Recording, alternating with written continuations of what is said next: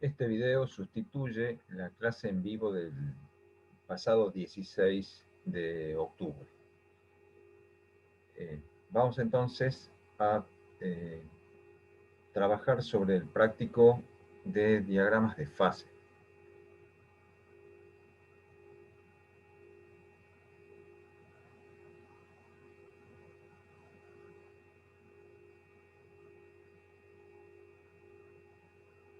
El problema con el que habíamos iniciado en aquella clase, en aquella oportunidad, era el problema 2. Se desea obtener una aleación binaria de cobre-níquel compuesta en un 70% de cobre y el 30% restante de níquel. La pregunta es, ¿cuánto material de cada metal deberá pesarse para tener una aleación de 100 gramos de peso total? Bien, la resolución que se había propuesto era la siguiente.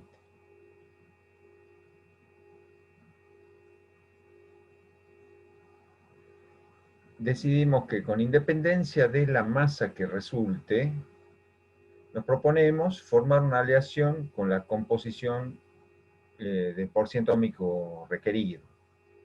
Es decir, vamos a hacer cumplir la condición de la concentración en porciento atómico que se solicita, pero sin restringirnos a la masa de aleación resultante.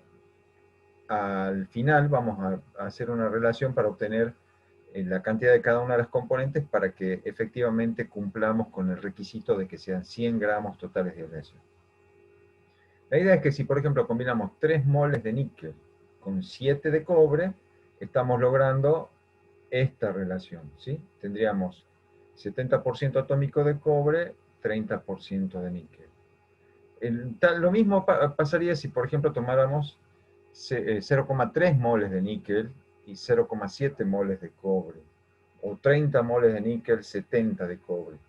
Lo que estamos respetando siempre es la proporción 3 de partes de níquel por 7 de cobre, o sea, 30% de níquel y 70 de cobre. Entonces vamos a la propuesta inicial. Decíamos, tomemos 3 moles de níquel, tomando de la tabla periódica el valor del peso atómico, 3 moles de níquel son 176,079 gramos. Y 7 moles de cobre. También de la tabla periódica, 7 moles de cobre por 63,546 gramos por mol son 474,822 gramos. Eso nos da una masa total de 620,901 gramos. Esta será una masa total de aleación que tenga la proporción en porciento atómico requerido, pero no cumple con la condición de ser 100 gramos. Ahora vamos a hacer cumplir esa condición. Lo que hacemos es considerar una relación de proporciones en masa. Porque decimos, bueno, si en estos 620,91 gramos de aleación haya un 30% de níquel, se necesitaban 176,79 gramos de níquel, ¿no es cierto? Entonces, para solo 100 gramos de aleación se va a necesitar la relación proporcional.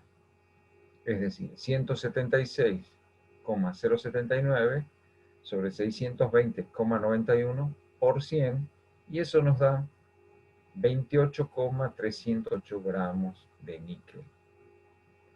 Y de la misma manera, si para los 620,91 gramos de aleación en la relación de peso atómico requerida necesitamos 444,822 gramos de cobre, para solo 100 gramos de aleación necesitamos la fracción proporcional.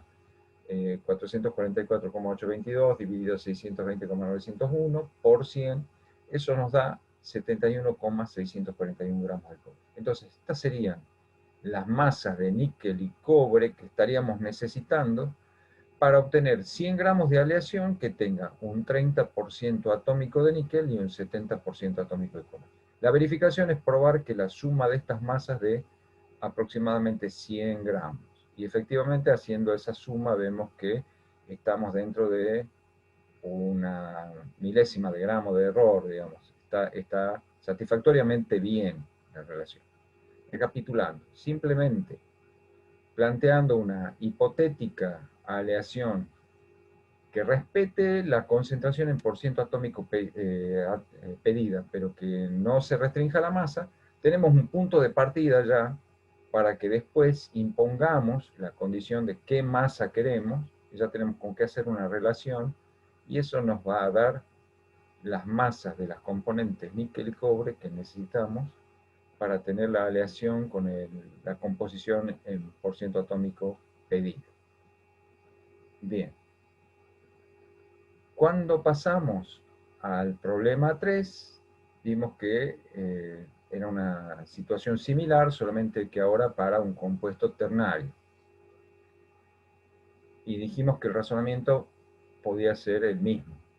Lo que llamó la atención es que era el compuesto ternario sobre base circonio, que se menciona mucho en tecnología de reactores nucleares. Esto dio lugar a la descripción de cómo funciona un reactor nuclear, que se hizo solo verbalmente. En este caso vale la pena ampliar un poquito. Dejemos delineado cómo se haría el experimento. Sería un razonamiento similar al del problema 2. Aquí tenemos un caso donde tenemos que tener 0,5% atómico de estaño, perdón, 0,5% atómico de hierro, 1,2% atómico de estaño, y el resto es circonio. Bien, lo que se propone es exactamente lo mismo, tomar una cantidad arbitraria de moles de cada una de las componentes que cumpla con esta proporción, que dé la masa que sea, y luego para obtener la masa deseada, los 10 gramos que se quieren al final, se hacen las relaciones de proporción de masas, tal como en el caso anterior, pero en este caso sería con 3 componentes. Bueno, sobre los reactores nucleares, lo que se dijo es lo siguiente.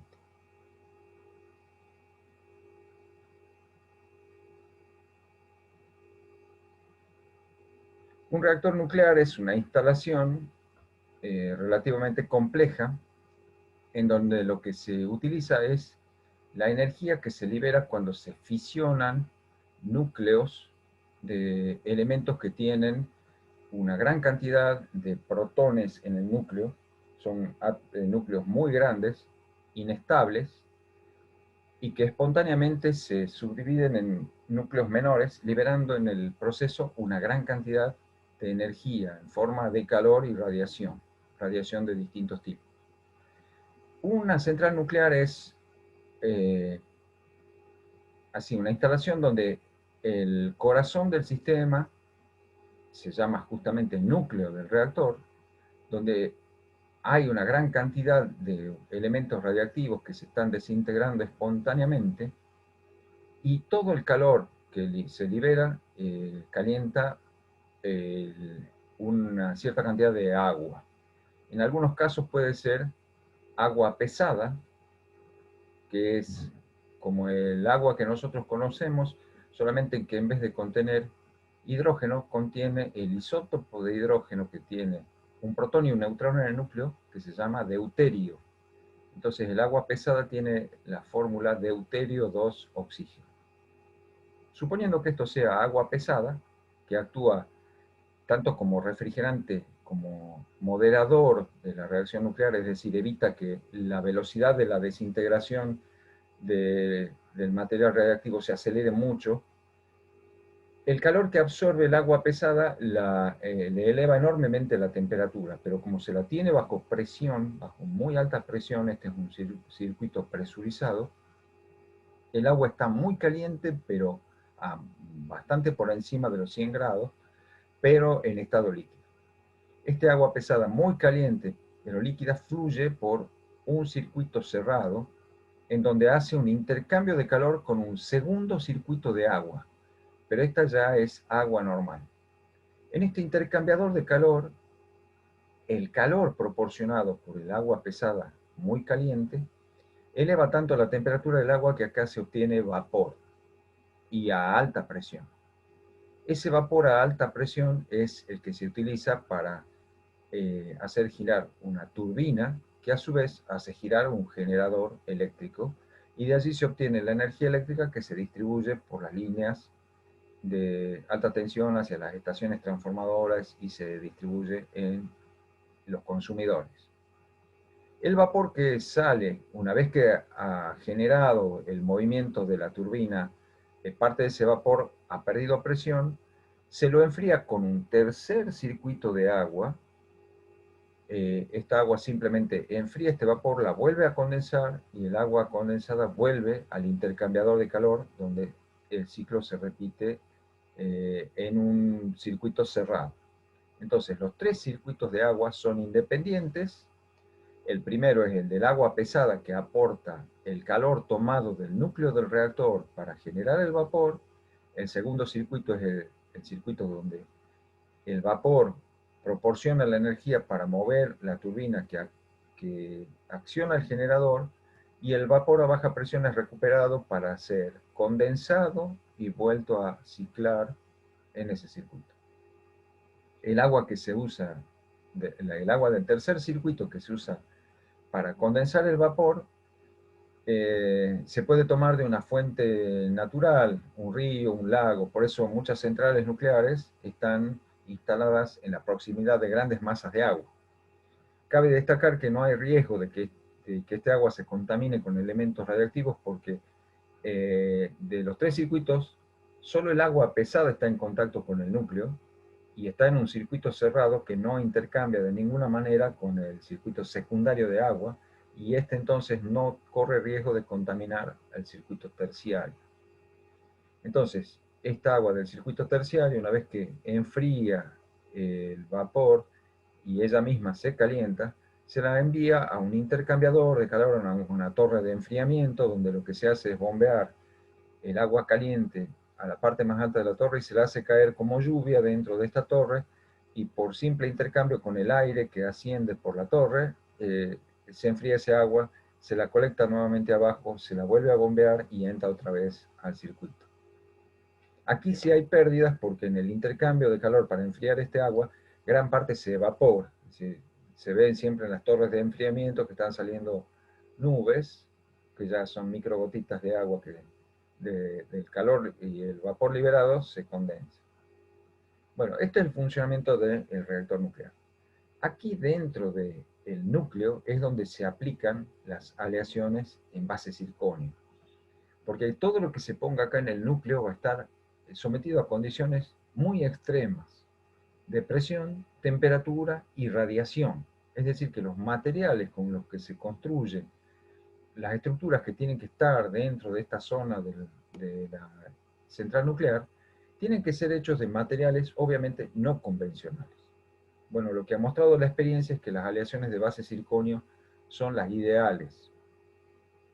Bien, se dio la casualidad que al martes siguiente de esta clase dio un seminario para el departamento de física el licenciado Adrián Gómez, un egresado del departamento de física, nacido en Los Sarmientos, provincia de Tucumán, que cursó la licenciatura en física en la Universidad Nacional de Tucumán, y luego se fue a realizar su tesis de licenciatura al Centro Atómico de Constituyentes, y luego consiguió becas para continuar estudios de posgrado en la Comisión Nacional de Energía Atómica.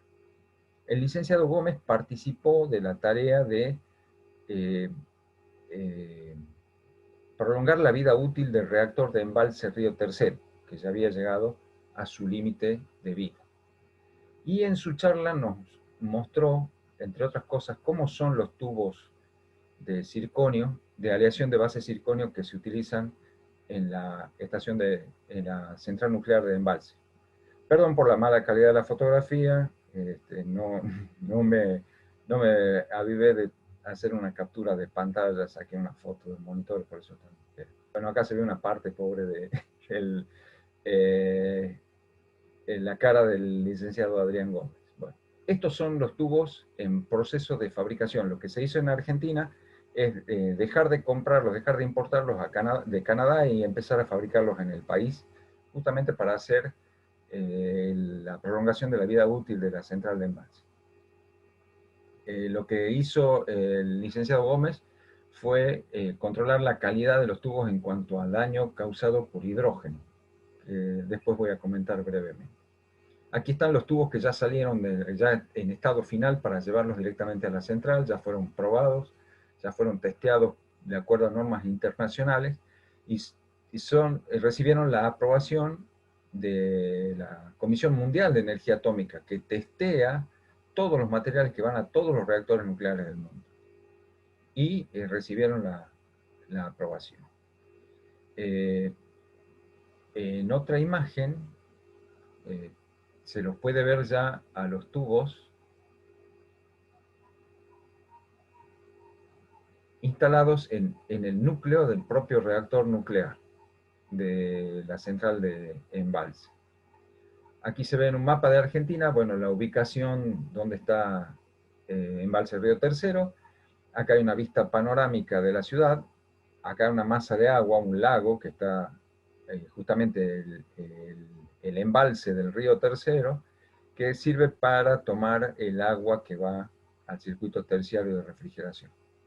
Lo que se ven acá, y para que se entienda la escala, aquí hay una persona, este es un operario. Este es un operario que está frente a una parte del núcleo.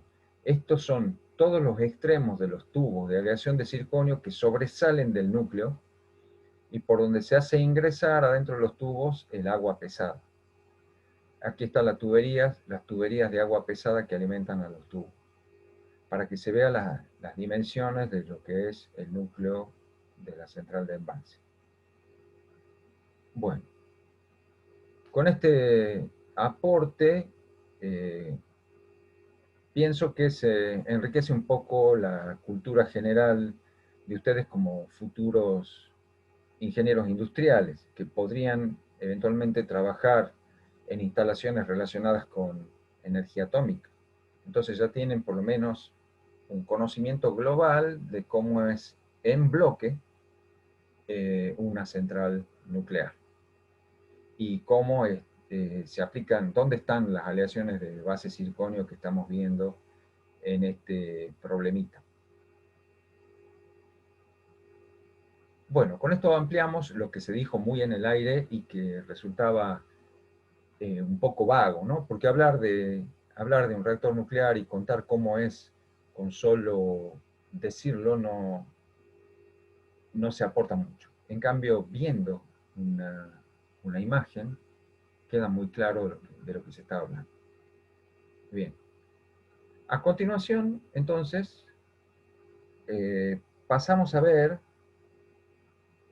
cómo se obtienen los diagramas de fase, o sea, cuál es el experimento de laboratorio que permite obtener experimentalmente un diagrama de fase de un sistema metálico binario, como por ejemplo el cobre-níquel. El problema 5 nos dice que, bueno, ya nos da una pista de cuál es el procedimiento. Es hacer las curvas de enfriamiento de distintas aleaciones del sistema binario que uno está estudiando, ¿no? En este caso, cobre-níquel. ¿Qué son las curvas de enfriamiento? Bueno, son curvas donde se registra la variación de temperatura como función del tiempo de aleaciones del sistema que nos interese, en este caso cobre y níquel, a distintas composiciones. Aquí, por ejemplo, hay una serie de curvas de enfriamiento que corresponden al cobre puro, al níquel puro y a combinaciones intermedias, 20% de níquel, 50% de níquel, 80% de níquel. ¿Cuál es el fundamento por el cual estas curvas de enfriamiento tienen estos perfiles y por qué aportan datos que pueden trasladarse al diagrama de fase? Eso lo comentamos brevemente recordando cómo son los cambios de estado del agua y cómo esos cambios de estado quedan evidenciados si uno hace una curva de enfriamiento o calentamiento, porque si uno lo hace en equilibrio, puede ser, los procesos son reversibles. Entonces supusimos que partíamos de una cierta cantidad de hielo a 20 grados bajo cero y empezamos a calentarlo a potencia constante. Es decir, la cantidad de calor por unidad de tiempo que le estamos dando al sistema es siempre la misma. Entonces, bueno, si el hielo está a 20 grados bajo cero, con la entrega de calor lo que ocurre es que la temperatura va subiendo y lo vamos haciendo con suficiente lentitud para que todo sea en equilibrio. Al llegar a los 0 grados Celsius, lo que se observa es que a pesar de que estamos entregando calor, seguimos entregando calor con la misma potencia en que veníamos haciéndolo en todo este intervalo, se observa que a partir de cierto punto, justamente cuando se llega a los 0 grados Celsius, no hay aumento de temperatura. Lo que se ve es que ocurre lo que se llama un amesetamiento, una meseta o un plató, como se dice en francés. Un plató en la curva de temperatura-tiempo, que lo que está poniendo en evidencia es que en este caso se está produciendo la transición de fase de sólido a líquido en el agua. Toda la energía que se está aportando, todo el calor que se está aportando, se está destinando a romper los enlaces intermoleculares de la fase sólida y el paso de las moléculas al estado líquido, en donde tienen mayores grados de libertad, de traslación y de rotación. En el estado sólido solo tienen grados de libertad de vibración. Entonces, como el sistema de agua líquida tiene mayor cantidad de energía por unidad de volumen, la energía que estamos entregando con el calentamiento está destinándose para eso, y por lo tanto no hay aumento de temperatura. Esta es entonces una transformación de fase con calor latente, como se decía en la antigüedad y como se sigue manteniendo, ¿no? Se llama calor latente porque no está entregando energía al sistema y sin embargo no hay aumento de temperatura. Es como que no hay evidencia de que estamos entregando. Si uno no mira la transformación de fase, mira solo cómo está evolucionando la temperatura, pareciera que no está pasando nada en el sistema y uno está entregando calor. Bueno, lo que ya sabemos ahora es que ese calor se está convirtiendo, se está empleando para la transición de fase. Cuando ya todo el hielo se ha derretido y está en estado líquido, comienza entonces a calentarse. Esto es agua que se va calentando. Seguimos entregando el calor con la misma potencia, es decir, la misma cantidad de energía por unidad de tiempo y el agua se calienta lentamente. Cuando se llega a 100 grados Celsius, nuevamente una meseta o un plató. ¿Por qué? Porque a 100 grados Celsius toda la energía que se está dando al sistema se está tomando para incrementar la energía cinética de las moléculas que están pasando a la fase vapor. Cuando toda la fase líquida se ha evaporado, lo que ya se tiene es vapor que se está calentando. Y tal como sugieren estas flechas verdes, el proceso se puede hacer exactamente al revés. Podemos partir de vapor caliente, enfriándolo a potencia uniforme y suavemente. Entonces, cuando se llegan a los 100 Celsius, a pesar de que estamos sacando calor a tasa constante, la curva de temperatura-tiempo presenta un plató, hasta que todo el vapor se condensó. Ahí el agua se enfría hasta los 0 centígrados, y aquí de nuevo otro plató, porque toda la energía que estamos sacando se compensa con el calor que libera las moléculas de agua que pasan de la fase líquida a la fase sólida. Entonces todo esto es una meseta hasta que las últimas moléculas de agua pasan a fase sólida, entonces ya tenemos hielo que se está enfriando. Bueno, para sistemas metálicos, lo que se observa y que tienen distintos puntos de fusión, ¿no? El cobre y el níquel tienen puntos de fusión bastante diferentes. Lo que se observa es que los metales puros tienen curvas de enfriamiento similares al caso de la transición de fase líquido-sólido del agua. Aquí el cobre está en estado líquido y al comenzar la transición a la fase sólida hay un plató. Es decir, que esta curva de enfriamiento, el dato que nos está aportando, como sabemos que es cobre puro, el único dato que nos aporta es la temperatura de fusión del cobre, en equilibrio y cobre puro. Mientras existe este plató, es porque hay todavía algo de cobre líquido que se está solidificando. Cuando finalmente la temperatura vuelve a variar con el tiempo, es porque ya se ha solidificado completamente el cobre. ¿Qué pasa si ahora el cobre tiene un cierto contenido de níquel? Bien, como el níquel tiene un punto de fusión mucho más alto, será el níquel el que tienda a transformarse, a solidificarse antes. Entonces, a una temperatura mayor que la de fusión del cobre, pero menor que la de fusión del níquel, se va a observar un quiebre en la pendiente de la curva temperatura-tiempo, que corresponde a que se están formando los primeros núcleos de níquel, pero al solidificar, al querer solidificar el níquel, obviamente también va a arrastrar átomos de cobre, entonces se va a estar formando una primera solución sólida en níquel-cobre, obviamente más rica en níquel que en cobre, porque es el níquel el que termodinámicamente tiene más necesidad de pasar a fase sólida. A medida que transcurre el tiempo, es cada vez mayor la fracción de sólido hasta que finalmente en esta temperatura ya todo solidifica. En este estado intermedio hay una mezcla de sólido y líquido. Esta curva de enfriamiento, que corresponde a una composición conocida, porque fuimos nosotros los que preparamos la cantidad de cobre y de níquel para tener esta relación y pusimos esa cantidad de cobre y de níquel en un crisol, en un horno, en atmósfera neutra para que no se formen óxidos, y pusimos un instrumento que nos mide la temperatura y controlamos el tiempo. Esta composición es conocida y controlada. Entonces, esta curva nos aporta dos temperaturas.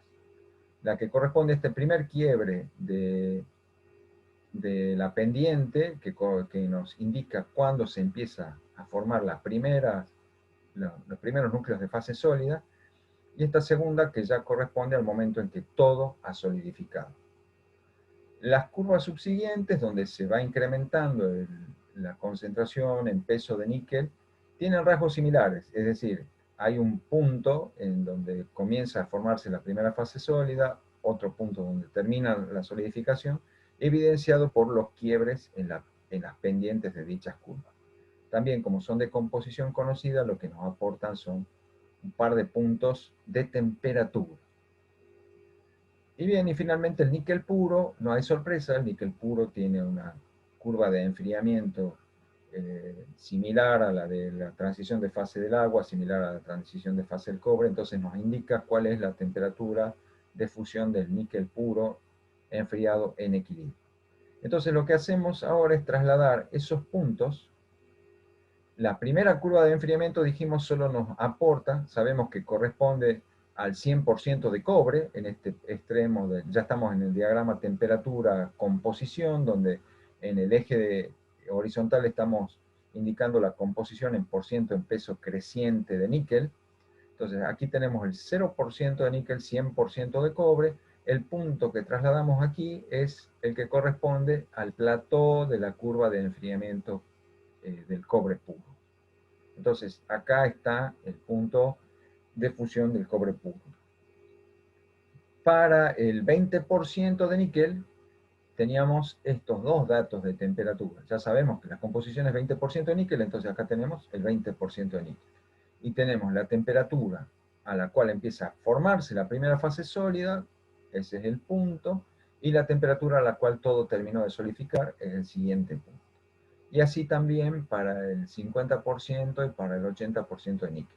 Obviamente acá por simplicidad se hicieron solo estas curvas de enfriamiento. Si uno quiere un poco más de precisión en la curva que uno va a trazar, puede tomar aleaciones intermedias.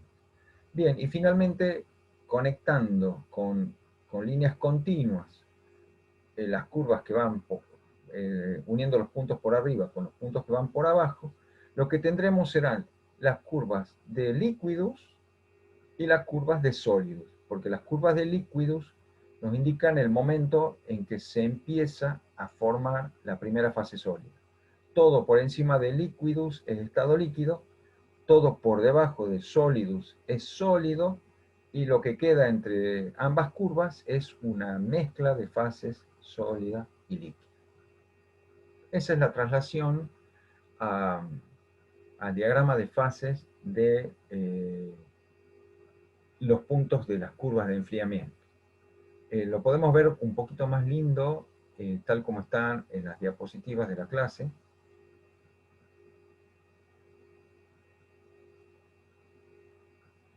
Aquí está un poquito más prolijo esa representación esquemática que hemos visto recién.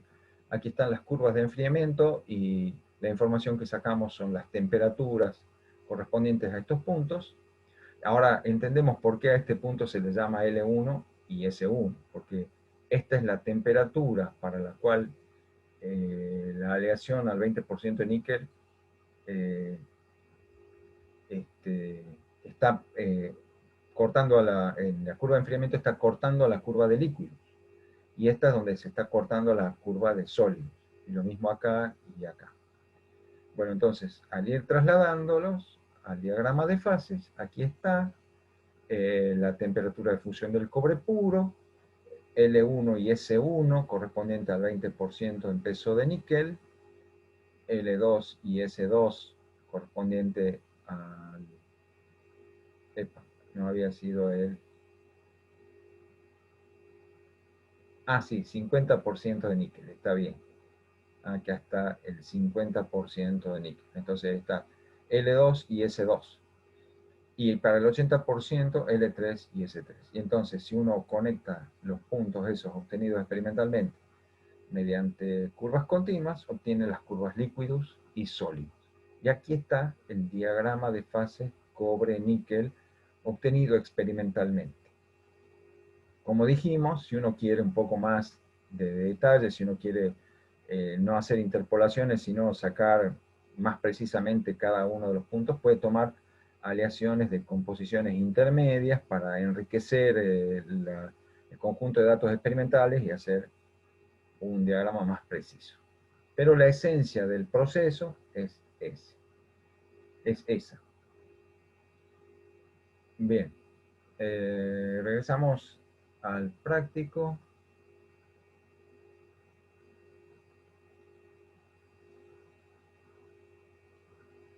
Entonces ya vimos cómo, utilizando las curvas de enfriamiento, pasamos a construir el diagrama de fase. En el problema 7 vamos a hacer un estudio de cómo se obtiene información de los diagramas de fase. Es decir, ya que tenemos el diagrama de fase, ¿qué podemos sacar de utilidad? Ya que sabemos cuáles son los valores de composición y temperatura que producen cambios de fase en el sistema. Eso nos lo da justamente las curvas líquidos y sólidos.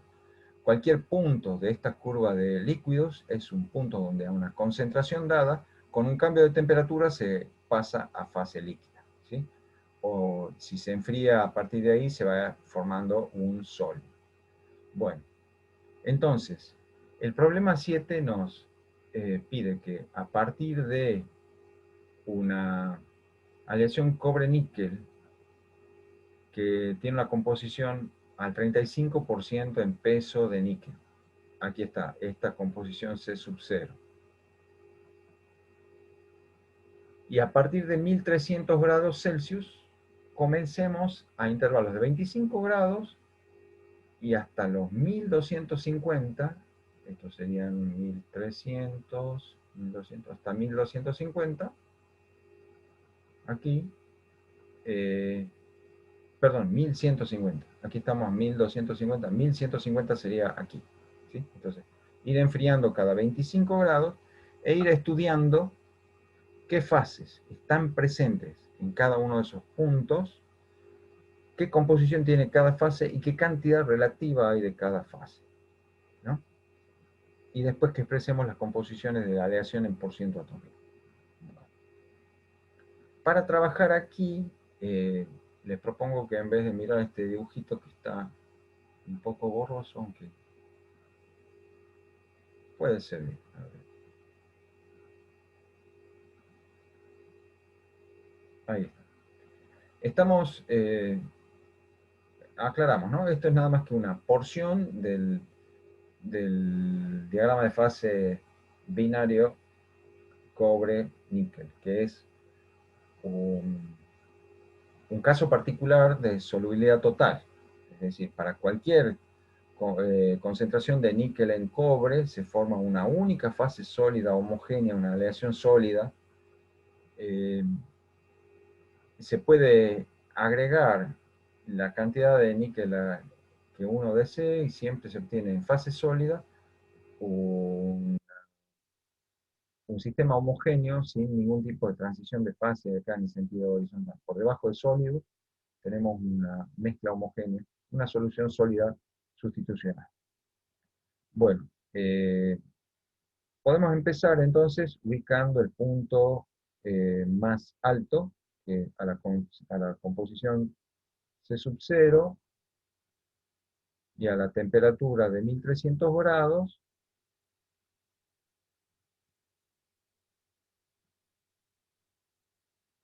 Ahí está. Esto nos indica este punto en el diagrama de fase. El punto está perfectamente definido por una coordenada de composición C sub 0, eh, este, cobre al 35% de níquel y una temperatura de 1300 grados. Esas coordenadas nos ponen en este campo del diagrama de fase, donde hay una única fase que es líquido. Entonces, si la pregunta es, ¿qué fases estarían presentes a esa temperatura, 1300 grados? Solo fase líquida. ¿Qué composición tendrá cada fase? Bueno, como es una única fase, la composición de esa fase es la misma composición C sub 0. Cobre al 35% en peso de níquel. ¿Y qué cantidad total de esa fase? Bien, 100% de la masa de la aleación está en estado líquido. Ahí están respondidas las tres preguntas. Lo que convendría en este caso sería, para ordenar la información, construir una tabla en donde se indiquen las coordenadas de temperatura, o sea, para ir indicando, haremos una tabla de temperatura, una columna donde pondremos qué fases están presentes a las distintas temperaturas. Lo siguiente, ¿qué composición de cada fase? ¿Sí? Composición de cada fase y qué fracción, o sea, la cantidad total de cada fase. En realidad, lo que vamos a indicar usando la regla de la palanca es la fracción. Si conocemos la masa total de aleación, multiplicando esta fracción por la masa total, podremos decirlo. No, lo que no recuerdo es si el dato de prueba nos dice cuánto tenemos de aleación. No tenemos la masa de aleación. No tenemos la masa de aleación. Entonces, a la pregunta C, la cantidad total de cada fase, la vamos a expresar en fracción. O sea, vamos a decir qué cantidad relativa hay de cada fase. ¿Sí? Entonces, ya acabamos de ver que para el caso de los 1300 Celsius, convendría acá poner las unidades, ¿no? Perdón el garabatito que voy a hacer. Esto es grados Celsius. La temperatura está en grados Celsius. ¿Cuántas fases presentes? Una sola. ¿Qué composición tiene? Es la composición nominal. Cobre, 35, perdón, esto es un 30, perdón, eh,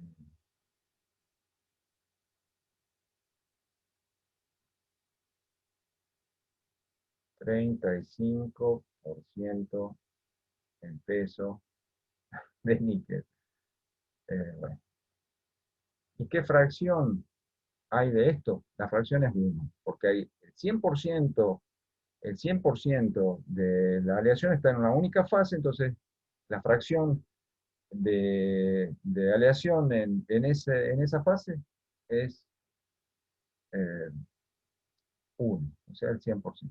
Acá vamos a poner que esto es una W un poco mejor. Vamos a poner una W. Ahí está. Cobre al 35% en peso de níquel. Bien.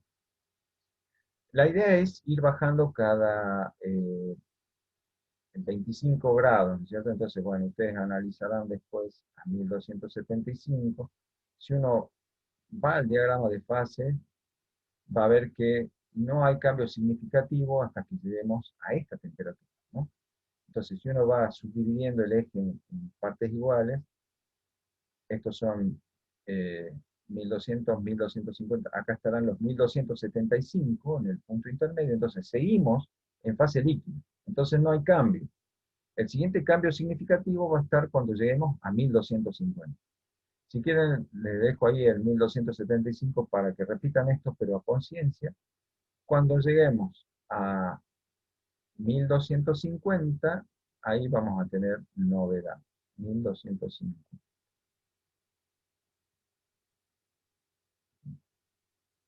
Si trazamos la isoterma 1250, la línea de reparto, línea de vínculo, eh, que ya está ahí, la porción de esa isoterma dentro de las curvas líquidos y sólidos ya estaba trazada.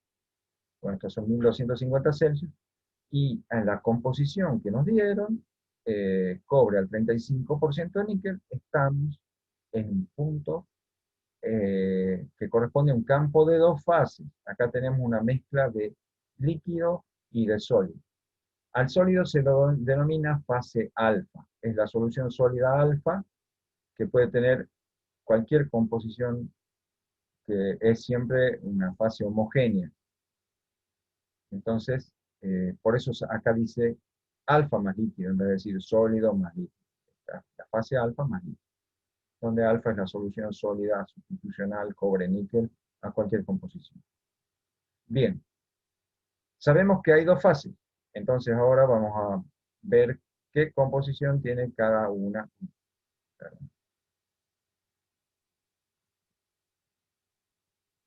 ¿Qué pasó? Ah, me fui de la hoja.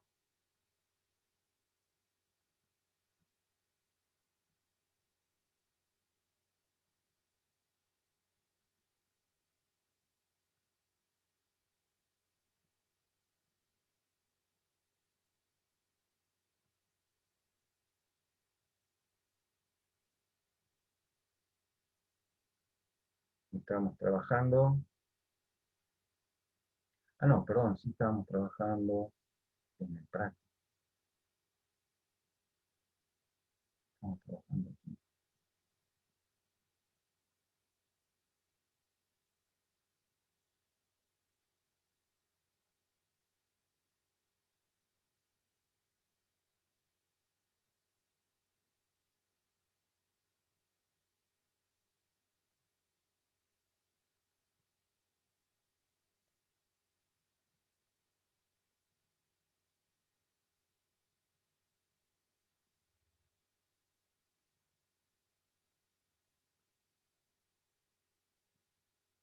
Se me complica un poco el uso de las herramientas digitales. Mil disculpas, joven. Bueno, aquí estamos. Decíamos que entonces a 1250 estábamos en un campo de dos fases. Vamos a sacar las composiciones de cada una de ellas. O sea, esta llave corresponde para este renglón, ¿no? Bien, entonces, ¿qué composición tendrá la fase líquida? Bueno, para saber eso, utilizamos esta línea de reparto. Lo que hacemos es, a partir de el punto B, que tiene las coordenadas composición de la aleación, la temperatura de interés, trazamos una recta horizontal hasta cortar a la curva líquidos. Ahí se intersecta nuestra isoterma con la curva líquidos. Y proyectamos verticalmente hacia abajo. Acá voy a poner esta flechita verde para indicar que estamos proyectando verticalmente. Y acá leemos la composición de la fase líquida, C sub L. Si estos son 35, podemos decir que eso es 32. ¿Sí? 32, 34, 35. Podría ser, a ver, 31,5. A ver, si estos son 35, estos son 32,5. No, 32. Digamos un 32%. ¿Sí?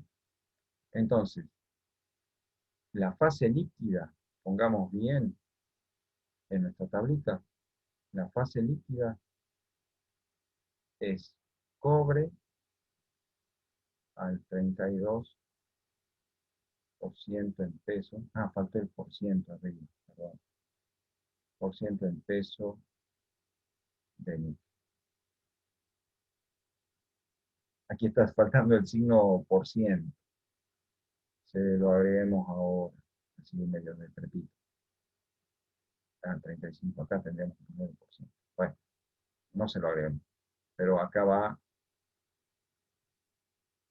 por ciento. No cometan este error. ¿Sí? Ahí va el por ciento en peso de níquel. Ahí está, entonces. La fase líquida tiene una composición de cobre al 32% de níquel. Acá no se ven los dos puntitos que quise poner. Acá quise poner dos puntitos. Ahí está. La fase líquida tiene esta composición.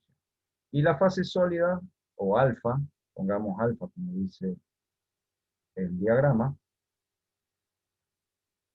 alfa, ¿qué composición tiene? Ahí están los dos puntitos. Bueno, nuestra misma línea de reparto, ahora proyectamos verticalmente, parece tener un 43% en peso de níquel. ¿Sí? Entonces, la composición ahí es cobre al 43% en peso de níquel. Bien. ¿Qué fracción hay de cada una? ¿Qué fracción hay de cada una? Bien. Ahí hacemos la regla de la palanca. Es decir,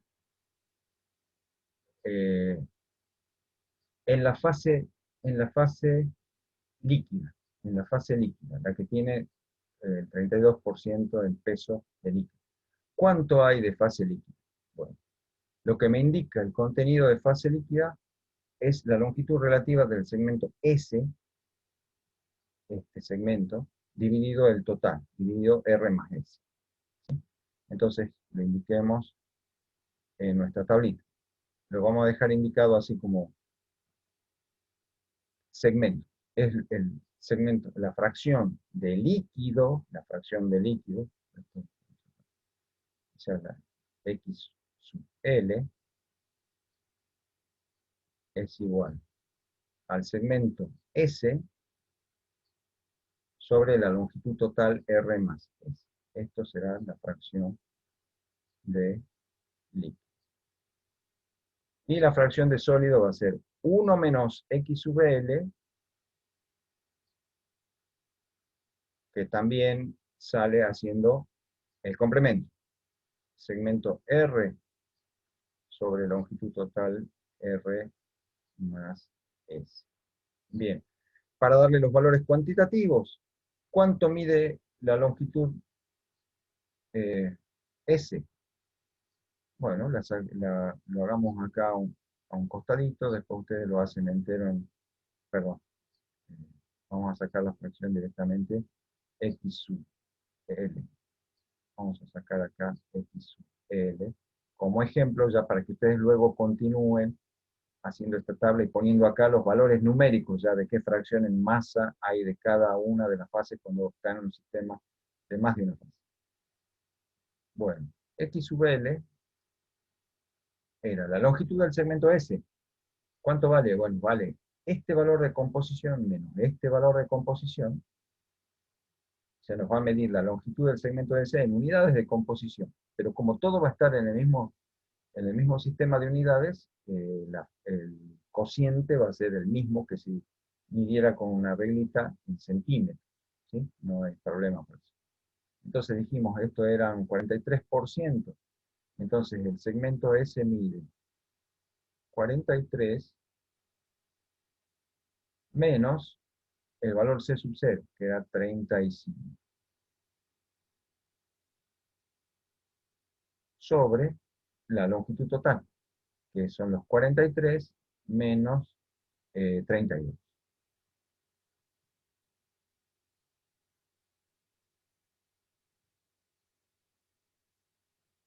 Bien, podemos hacer la cuentita. No podemos hacer la cuenta. No tengo acceso a la calculadora en este momento. Bien, hacen la cuentita y acá les va a dar la fracción, obviamente en una cantidad menor que 1, que representa la proporción de la masa total de aleación que está en estado líquido. Y X sub S pueden hacer el cálculo. Es 1 menos X sub L, seguro, porque las fracciones están normalizadas a la unidad, pero también, si quieren comprobarlo con la regla de la palanca, va a ser la longitud del brazo de la palanca que corta la curva de líquidos, estamos sacando fracción de sólido, en el brazo de la palanca que toca la curva de líquidos dividido la longitud total. Entonces, ese brazo tiene 35 menos 32, 35,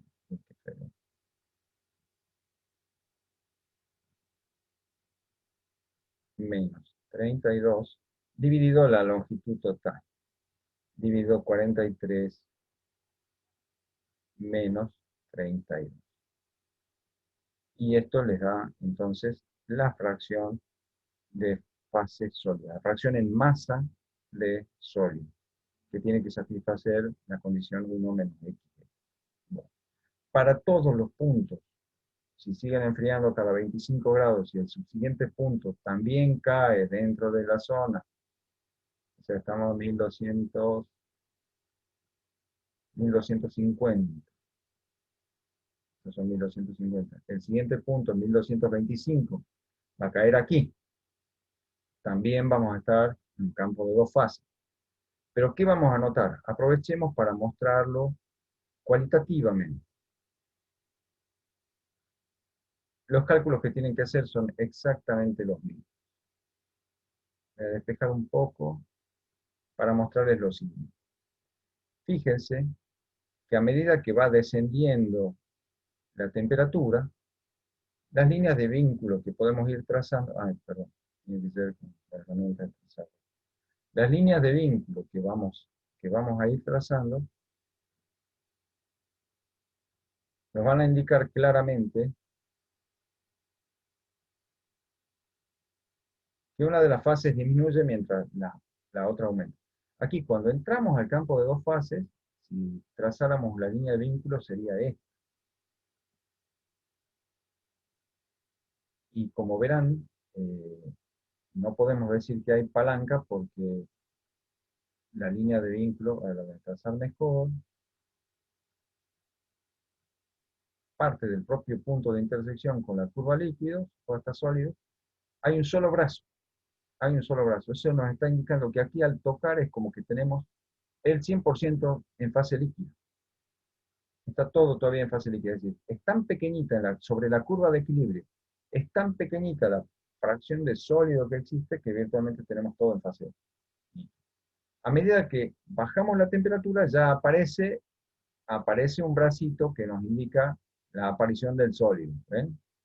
Y se acorta el brazo correspondiente al líquido. A medida que sigue bajando la temperatura, el brazo que corresponde a sólido va creciendo y el brazo que corresponde a líquido se va achicando. Aquí el brazo de sólido es bien grande, el brazo de líquido es muy chiquitito, y al final, cuando ya tocamos este punto, ahí se ve de nuevo que tenemos un único segmento, bueno, un poquito por aquí, ahí está.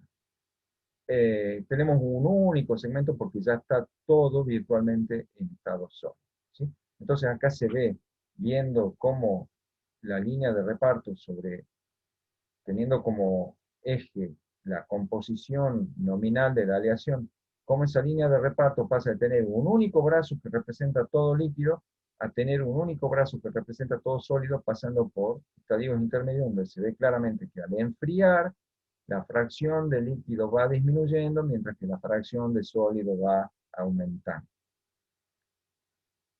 Espero que hayan comprendido. La idea es que, como ejercicio, completen esta tabla, lo hagan para los dos puntos que caen dentro de la zona de dos fases.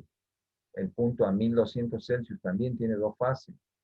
Tracen la línea de vínculo, saquen la composición de las fases, saquen la fracción relativa de las fases, completen la tablita. Y finalmente, cuando lleguen al campo de sólido, es decir, cuando ya lleguen a los 1200 grados, ¿sí? A ver, 1250, claro, 1225, cuando lleguen a los 1200 grados, ya van a estar en un punto por acá, donde ya están en el campo de alfa, ¿sí? Pero lo que se observa es que aunque ya estamos en fase sólida, a medida que va bajando la temperatura, la composición de alfa va cambiando, porque una línea de reparto aquí no tiene los mismos tamaños de... Ah, y acá van a necesitar ir al diagrama completo, porque cuando tracen la línea de vínculo acá van a tener que llegar, esta recta horizontal va a tener que llegar hasta la línea vertical del 100% de níquel. Y ahí van a tener que hacer la regla de la palanca para la fase alfa, ¿sí? Bueno. Y si van enfriando, van a ver que uno de los brazos va aumentando mientras el otro siempre permanece constante, pero eso cambia la relación, es decir, que a medida que se va enfriando, la aleación eh, se va incrementando el porciento de níquel y van a ver cómo eso progresa. Bueno, visto este problemita, pasemos a lo que sigue en el...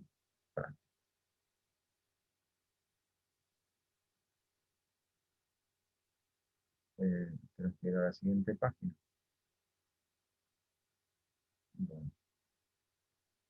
Del sistema cobre-níquel, que era un sistema binario isomorfo, ¿sí? Lo que caracterizaba al cobre-níquel era que por debajo de la curva sólidos se tenía una única solución sólida alfa para cualquier contenido de níquel. De ese diagrama isomorfo binario pasamos a este, que es un diagrama isomorfo eutéctico, perdón, binario eutéctico, es un diagrama binario eutéctico. Binario porque tiene dos fases, eutéctico porque lo que caracteriza a este diagrama es este punto, el punto eutéctico, el punto E.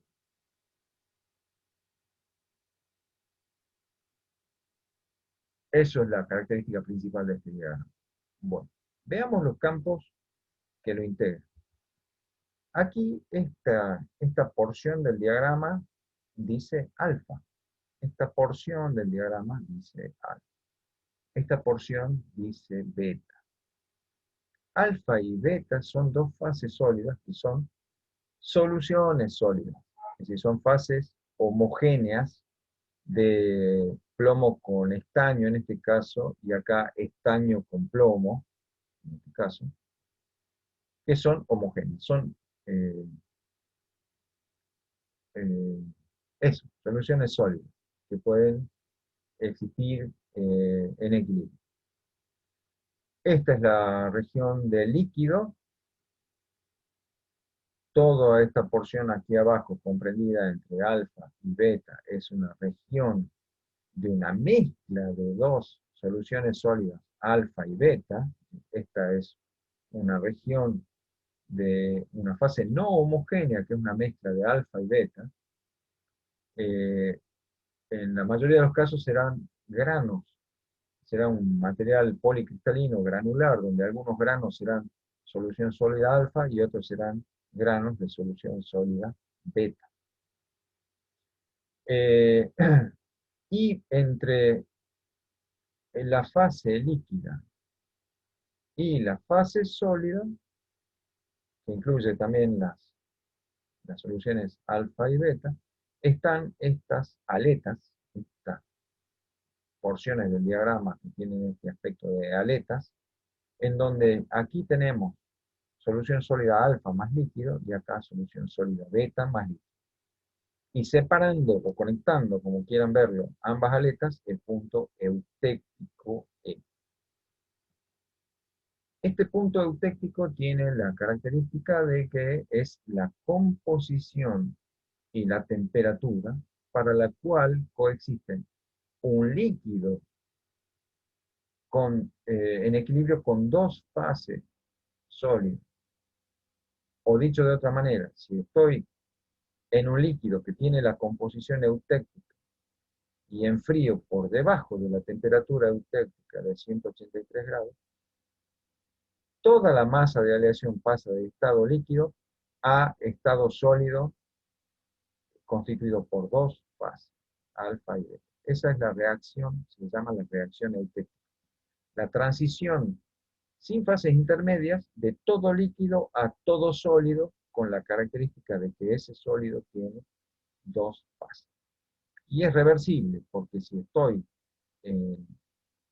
tengo la aleación eutéctica en estado sólido y elevo la temperatura por encima de la temperatura eutéctica, todo el sólido se convierte en líquido sin pasar por un estadio intermedio.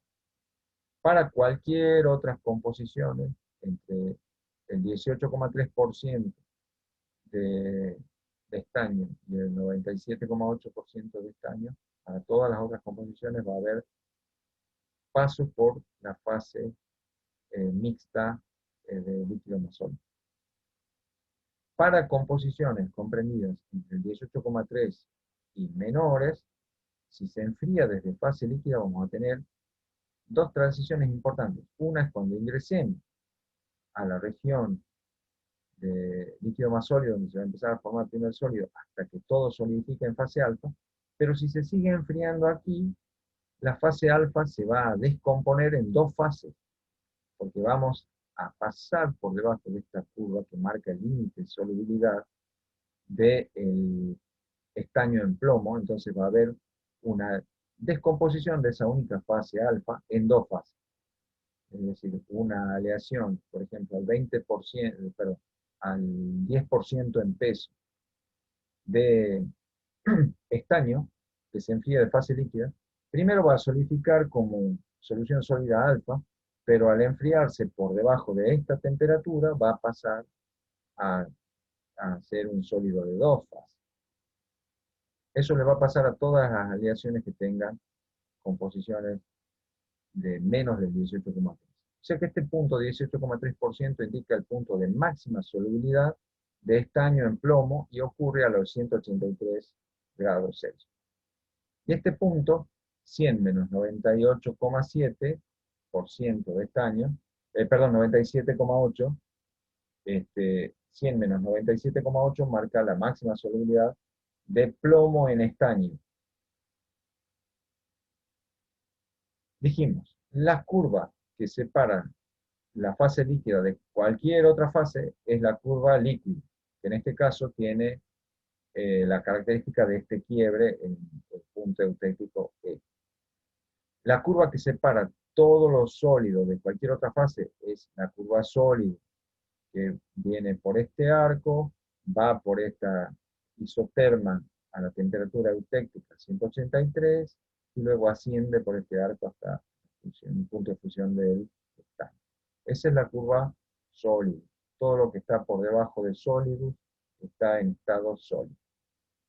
Y están las curvas de Solbus, son estos arcos que quedan acá, que marcan los límites de solubilidad de la solución sólida alfa, es el límite de solubilidad de estaño en plomo. Y la línea Solbus, que separa beta, es la máxima solubilidad de plomo en estaño. Bien, ¿cómo se trabaja en un diagrama? Bien, ¿qué va a pasar, por ejemplo, si solidificamos una aleación que tiene justo la composición eutéctica? Que creo que corresponde a la pregunta del práctico. A ver.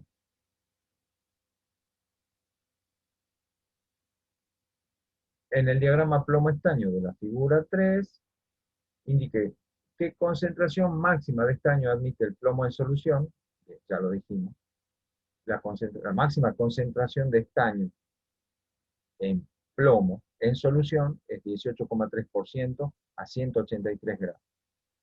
Y la máxima concentración de plomo en estaño es 100 menos 97,8, serían 2,2, ¿sí? 2,2%. 2 más 8, 10, me llevo 1, 2, sí, 2,2%, la máxima solubilidad de plomo en estaño, y también a 183. Bueno, ¿qué fases están presentes en las composiciones y temperaturas indicadas en la tabla de la derecha? Es decir, acá la propuesta es analizar qué fases están presentes para distintas composiciones de aleaciones plomo-estaño y a distintas temperaturas, tal como lo vimos en el problema anterior, ¿no? Entonces, eh, empecemos por la aleación que tiene 61,9, que acá, bueno, está puesto, está redondeado a 62, pero estas dos corresponden a la composición eutéctica. Podríamos poner 61,9 ahí para hacer. Y tenemos que estudiar qué fases están presentes cuando tengo la composición eutéctica a 200 grados Celsius y cuando tengo la composición eutéctica a 180 grados Celsius. Por eso ya tenía trazada esta línea roja acá. Ahí tengo el 61,9% en peso de estaño, en la composición eutéctica, a 200 grados Celsius. Trazamos la isoterma. Eso nos pone aquí, en este punto, que estamos en fase líquida. Entonces, hacemos una tablita similar a la del problema anterior. Número de fases presentes, composición de cada fase, fracción de cada fase, primero temperatura, número de fases presentes, composición de cada fase y fracción de cada fase. Bien, aquí como hay una única fase, eso, cantidad de fases presentes, una. Composición de esa fase, eh, plomo al 61,9% de estaño. Es la composición de la aleación. Y cantidad, fracción de esa aleación, 100% en estado líquido. ¿Sí? 100% de la aleación está en estado líquido. Listo. Cuando bajamos la temperatura, ¿a cuánto tenemos que bajarla? A 180 Celsius. Acá tenemos 100, 150, 180 estará por acá. Bueno, si acá está 183, 180 está justo un poquito por debajo. Bien, ¿cómo será una isoterma a 180? Y bueno, será una isoterma más o menos más o menos por ahí. Ahí. Entonces, entonces, ya está, el sistema ha sufrido la reacción eutéctica porque se enfrió por debajo de la temperatura eutéctica, entonces ahora se forma un sólido de dos fases. Tiene fase sólida alfa y fase sólida beta. ¿Qué composición tiene la fase alfa? Bien, donde la línea vínculo corta a la línea solvus, proyectamos verticalmente. Si estos son 10, estos serán, eh, estos son 15. Podríamos poner más o menos un 14,5%. Bueno, eso ya lo trabajan ustedes para ver más o menos cuánto es. Podría ser un 15%. ¿Sí? Es decir, que eh, la fase alfa que hay aquí en esta aleación tiene un 15% de estaño y el resto plomo. Y la fase beta, proyectando acá verticalmente,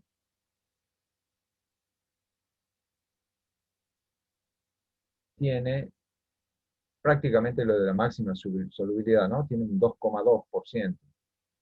Tiene más o menos un 2,2% de... No, perdón, entonces eso sería plomo. Tiene el 97,8% de estaño. Entonces, acá tenemos un 15% de estaño, acá un 98,7%.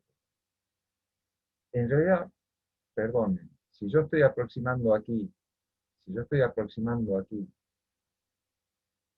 a la máxima solubilidad, acá también podemos hacer lo mismo. Lo que pasa es que me fui un poquito por debajo. Me parece que la línea vínculo a 180 está un poquito más arriba. De manera que es posible, A ver, vamos a sacar todo. La voy a trazar a la línea vínculo un poquito más arriba, más cerca de, porque solo 3 grados Celsius por debajo del eutéctico, es muy poquito por debajo del eutéctico. Entonces, estamos ahí, bien, bien cerquita del eutéctico. Esta me gusta más, ahí. Entonces, este punto tiene virtualmente la composición EUTEC, 18,3. No, perdón, el máximo límite de solubilidad, no la composición EUTEC. Perdón, esto tiene la composición EUTEC. La fase alfa tiene más o menos el 18,3 y esto tiene más o menos el 97,8. ¿Sí? Bien, ahí está. ¿Y qué fracción hay de cada una? Bueno, regla de la palanca. ¿Qué fracción de alfa hay en, eh, en la aleación total? La longitud de este brazo, 97,8 menos 61,9, dividido la longitud total, 97,8 menos 18,3. Esa es la fracción de solución sólida alfa. ¿Y qué fracción de beta? 1 menos la que acabamos de sacar, o 61,9 menos 18,3 dividido 97,8 menos 18,3. Ahí está la, la proporción. Bien, ¿y qué conclusión se podría sacar sobre la microestructura esta que corresponde justamente a la solidificación? Ah, perdón. Después, ¿cómo se hace con una solución, eh, perdón, con una aleación que tenga una composición no eutéctica, como por ejemplo esta? Esta es plomo al 30% de estaño, perdón, plomo al 30% de estaño. Ah, no nos pide el 30, nos pide el 38. Ah, no, pero esta es perdón. Esta es 70% de plomo, 30% de estaño. Este es plomo al 30% de estaño. Ahí está. Bien. ¿Cómo la analizamos? ¿A qué temperatura nos pide? A 200 Celsius. Bien, nos va a servir la línea verde. Esta línea verde. Nos va a servir perfectamente. Bien. Entonces, vamos a borrar lo que corresponde a la aleación eutéctica y vamos a trabajar con esta línea de límite. Si tenemos una aleación plomo al 30% de estaño a 200 grados, estamos en este campo, alfa más líquido. Bien.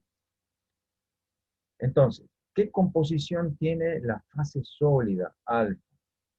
Bueno, ahí donde la línea de vínculo corta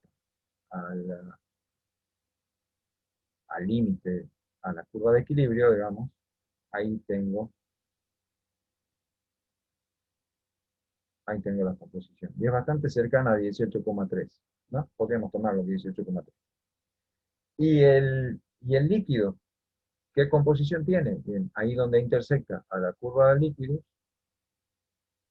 proyecto verticalmente,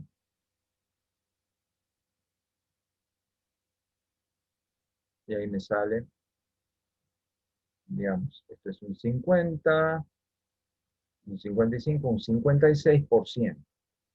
Tiene, la fase líquida tiene un 56% de estaño. ¿Por qué hay tanto estaño en fase líquida? Bueno, porque el estaño tiene el punto de solidificación más bajo, entonces el estaño puede permanecer más eh, en estado líquido. Mientras que el plomo, que tiene el punto de fusión más alto, es el que va a tener ganas de solidificar. Entonces es razonable que para estas aleaciones eh, el sólido que se va formando sea más rico en plomo que en estaño. Va a pasar al revés bueno, y después, por supuesto, ¿qué fracción hay de alfa y de líquido? Regla de la palanca inversa. Este segmento este segmento dividido el total me da la fracción de fase alfa. Este segmento dividido el total me da la fracción de líquido. Bien, aquí se ve claramente que ya, como estamos bastante cerca de la temperatura eutectica, que marca justamente es la porción de la curva de Solidus que va a atravesar esta aleación al seguir enfriándose, aquí se observa que el último líquido, tal como está dicho en la clase, el último líquido, cuando estoy apenas un poquito por encima de la temperatura eutectica, el último líquido que va a quedar va a tener la composición eutectica. Entonces, eso determina la microestructura de solidificación de este material. A lo largo de todo este enfriamiento se van a ir formando núcleos de fase alfa en líquido, que se va empobreciendo cada vez más en plomo. Y la última fase líquida, que va a tener la composición eutectica, cuando solidifique, va a sufrir la transformación eutectica. O sea, nos va a quedar una, una microestructura que va a ser granos o porciones de fase alfa intercaladas con eh, porciones de estructuras eutecticas. Y la microestructura eutectica es como esta, laminillas de, de una fase intercaladas con las de la otra.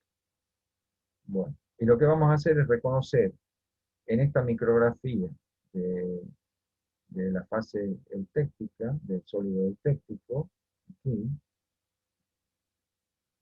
cuál es la fase oscura y cuál es la fase clara, con ayuda del diagrama de fase. Bueno, lo que vimos en la clase en vivo, cuando hicimos la grabación del video de la clase en vivo, es pensar en, vamos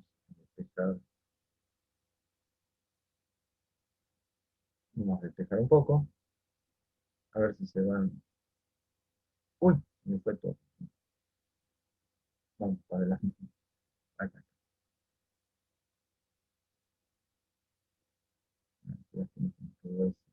ahí. Bueno, estas líneas rojas, eh, para que no molesten, también las voy a borrar. Voy a dejar esta línea vertical, pero hasta ahí nomás. Sabemos que esta micrografía es de una aleación de composición eutectica.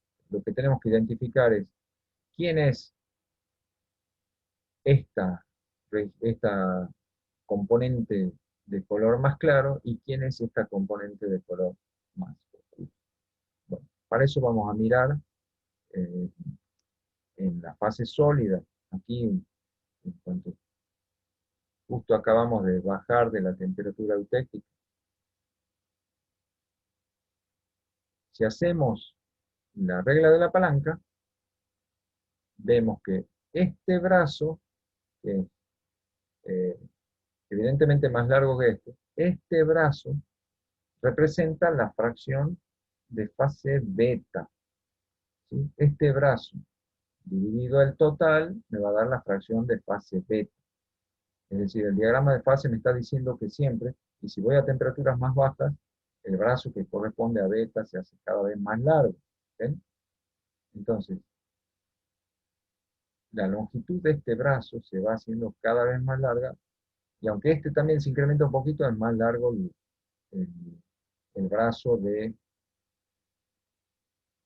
que va a dar la fracción de beta. Entonces, siempre para la composición eutectica, la fase que mayor proporción en peso va a tener es la fase beta. Entonces, eso nos tendría que decir que aquí lo que domine tiene que ser la fase beta. Y habíamos dicho que en general, si uno mira, hay regiones donde están bastante equilibradas las rayas blancas con las rayas negras. ¿no? En general hay equilibrio. Salvo por ahí en esta zona, en esta gran zona así medio triangular, un poco acá, donde predomina la fase clara o blanca sobre la fase negra. Entonces, en total, en conjunto, mirando todo el sistema, está prevaleciendo la fase blanca sobre la fase negra. Entonces, lo que acá vemos como fase blanca, de acuerdo a lo que nos dice el diagrama, tiene que ser beta, tiene que ser la fase beta. Uy, no me deja llegar a la herramienta de borra. Ahí, en la fase beta. Y entonces, las laminillas oscuras, acá, estas son las soluciones sólidas. La oscura es la más rica en plomo, la fase alfa más rica en plomo. Normalmente las cosas con plomo tienden a oscurecerse. La que tiene más estaño es la más clarita, la fase B. Entonces, se ha podido identificar cuáles son las fases a partir del análisis del diagrama de fase. Bien, entonces vamos a completar ahora el repaso de los ejercicios del práctico.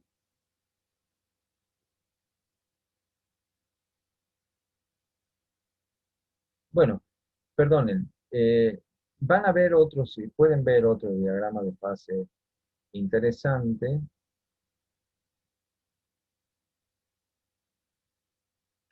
Es interesante desde el punto de vista conceptual porque es un sistema donde está mezclado un metal, si bien es un metal bastante particular, el aluminio eh, es un metal complicado, digamos, pero está mezclado con un elemento claramente no metálico, que es el silicio. O sea, acá tenemos un sistema que forma solución sólida, aquí en este pedacito. El aluminio puede tener silicio en solución, hasta un 1,65% en peso de silicio a 577 Celsius. Ahí está el punto de máxima solubilidad del silicio en aluminio. Pero el silicio no admite aluminio en solución. Aquí no hay una solución sólida beta. El silicio no admite aluminio en solución. Es decir, acá existe el silicio puro nada más. Es decir, el sólido beta acá sería silicio puro. Fíjense que hay un pequeño campo de existencia de solución sólida alfa, aluminio con silicio en solución, y esto sería silicio puro. Entonces, esta porción de acá abajo del diagrama corresponde a la solución sólida alfa más aluminio silicio. ¿Sí? Aquí hay un punto eutéctico, eh, entonces hay una aleación eutéctica que hace que esta mezcla eutéctica de aluminio al 12,6% de silicio funda a una temperatura menor que la del aluminio puro, 559,7, y por supuesto menor que la del silicio puro, 1414. El eutéctico aluminio-silicio funde a 577 Celsius. Bueno, eso es lo que tiene de interesante. Después todo se maneja con los criterios que ya conocían. En los campos de una sola fase no hay ninguna complicación. Esa única fase tiene la composición nominal que nos dan y el 100% está en esa fase. En los campos de dos fases, si te quieres saber eh, qué composición tiene cada fase, se hace una línea de reparto a la temperatura de interés, se sacan las composiciones proyectando verticalmente en las intersecciones con líquidos y las fracciones relativas de cada fase se calculan mediante la regla de la parábola. Eso para ver un sistema interesante desde el punto de vista teórico. Y bien, con eso eh, damos por finalizado el resumen de, de la clase, hasta tal como lo he visto hasta ahora.